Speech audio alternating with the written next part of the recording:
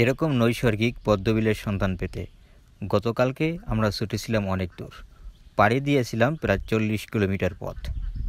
প্রথমে আমার জন্মভূমি কোটালীপাড়ার ৭৯ গ্রাম থেকে আমরা ছুটে চলি টুঙ্গিপাড়ার দিকে। বিশ্বস্ত সূত্রে জানতে পারি টুঙ্গিপাড়ায় নাকি রয়েছে পদ্মবিলের এক রাজ্য। বন্ধুরা, স্ক্রিনে যে ভিডিওটি আপনারা এখন দেখতে পাচ্ছেন, এটা হচ্ছে কোটালীপাড়ার প্রত্যন্ত অঞ্চলের গ্রামগুলোর রাস্তা। ঘড়ির কাঁটায় তখন বাজে সকাল 10টা 15 মিনিট। এই রাস্তা ধরেই আমরা আস্তে আস্তে এগোতে থাকি টুঙ্গিপাড়ার সেই পদ্মবিলের দিকে। পদ্মবিলে যাওয়ার পথে রাস্তার এই সুন্দর দৃশ্যগুলো ক্যামেরায় বন্দি না করে পারলাম না।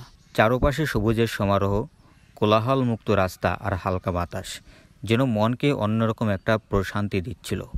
পথের যাত্রাটার যত সুন্দর, গন্তব্য ঠিক তেমনি রঙিন হবে বলে আশা করছি। বন্ধুরা, এই পর্যন্ত আসতে আমাদের প্রায় ইতিমধ্যে 1.5 ঘন্টারও অধিক সময় কেটে গিয়েছে। চলুন বন্ধুরা, আমরা একসাথে এই যাত্রাকে উপভোগ করি। এরপরে আমরা পৌঁছালাম তারাইল ব্রিজের উপরে। সেখানে গিয়ে কিছু সময় রেস্ট আর তার সাথে সাথেই ছোট্ট একটা ভিডিও ক্লিপ আমার দর্শকদের জন্য। আসসালামু আলাইকুম বন্ধুরা, আপনাদেরকে আমি একটা নৈসর্গিক দৃশ্য দেখাতে চলছি। ইতিমধ্যে এই মুহূর্তে আমি অবস্থান করছি তারাইলের বড় ব্রিজে, অর্থাৎ কোটালীপাড়া সীমান্ত শেষ করে টুঙ্গিপাড়ার আগ মুহূর্তে তারাইল ব্রিজ। এই ব্রিজে আমরা এই মুহূর্তে অবস্থান করছি। একটু পর আপনাদেরকে নিয়ে যাব এই পদ্ম ফুলের রাজ্যে। সেখানে পদ্ম ফুল অনেক একটা নৈসর্গিক দৃশ্য, অমায়িক দৃশ্য দেখতে অত্যন্ত চমৎকার হবে। ভিডিওটি দেখতে আমাদের সঙ্গেই থাকুন। চলে যাচ্ছি আমরা এই মুহূর্তে আমাদের সেই কাঙ্ক্ষিত স্থান পদ্মবিলে। আপনাদের সঙ্গে আমি ইসলামী কন্টেন্ট ক্রিয়েটার সোহাইব আহমদ। আমার ফেসবুক পেজে ও ইউটিউব চ্যানেলে কোটালীপাড়া ও গোপালগঞ্জের অনেক বন্ধু রয়েছে। আমি তাদের পরিচিতের জন্য পদ্মবিলের প্রবেশদ্বারে গিয়ে ছোট্ট আরও একটা ভিডিও তুলি। আসসালামু আলাইকুম বন্ধুরা, আমরা কোটালীপাড়ার শেষ সীমান্তে এই রোডটা দেখতে পাচ্ছেন।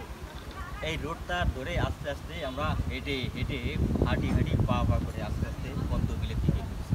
আপনারা এখানে আসলে দেখতে পাবেন এদিকে একটা ব্লকের রাস্তায় গেছে, একেবারে সম্পূর্ণ কোলাহল মুক্ত একটা রাস্তা।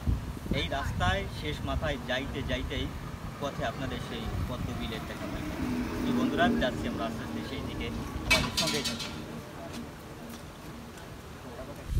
অতঃপর আমাদের সেই কাঙ্ক্ষিত স্থানে পৌঁছলেও সেখানে ঘটে এক হৃদয় বিদারক দৃশ্য।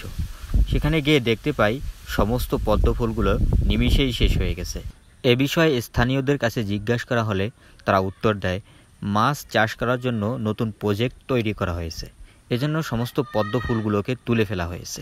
বন্ধুরা, এমন ঘটনার পরে কষ্ট লাগাটাই স্বাভাবিক।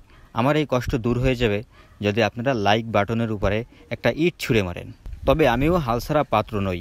সেখান থেকে আমি ছুটে চলি গোপালগঞ্জের বলাকুর নামক গ্রামে। সেখানে গিয়ে আমি সফল হই। সফলতার গল্পটি সামনের ভিডিওতে সম্পূর্ণ তুলে ধরব। বন্ধুরা, ভিডিওটি অনেক দীর্ঘ হবে বিধায় আমি এখানে শেষ করছি।